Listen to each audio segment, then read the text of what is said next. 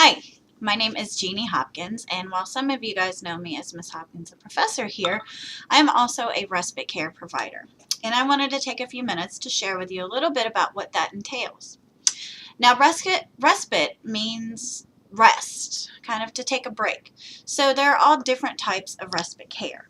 One example is respite care in foster care.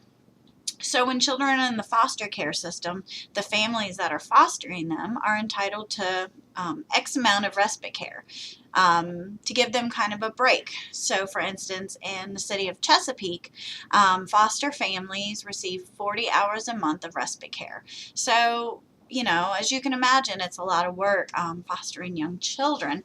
And so it allows time for families to just kind of go away or take a break when other families can care for the children and provide a loving environment. Now, the type of respite care I do is for children with special needs. Now, the Navy and the Air Force have a program called the Exceptional Family Member Program.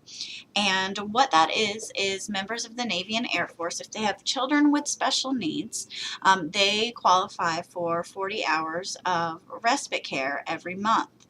And so that is what I do. You go through training, and you have to do the criminal background test, fingerprints, and all that. You have to be first aid and CPR certified. Just like you're working with young children. And so what happens is I have certain families that I care for, and they have at least one, sometimes more, children with special needs. So for instance, I've got one family with a 12-year-old girl who has autism. She's very high functioning, and she's got a brother who is 9 and also has autism, but he's very low functioning. And so sometimes, for instance, when Dad's deployed, I'll go over there and just kind of help with the homework, dinner, daily routines. Sometimes I'll come over when the parents just want to go out, get away, go to a meeting, and there's some families I just go and care for while the parent's there and they just need an extra hand or a nap. I have another family where I have 2 children that have autoimmune disorders. So for instance, the little boy is 4 years old, and he has what's called alopecia. And what that is, it's where his bad blood cells kind of attack his good blood cells. And in his case, what happens is when he gets stressed out, this really comes out, and he loses his hair.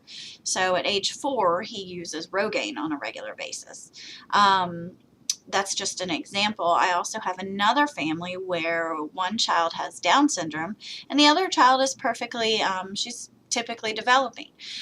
So, I just go and help these families care for their families or care for the children when the parents aren't home. And it's a wonderful experience. I just really enjoy it. So I'm sure the families enjoy it as well, just having that little break or the extra helping hand. So that is a little bit about my respite care experience, and I hope you continue to learn more.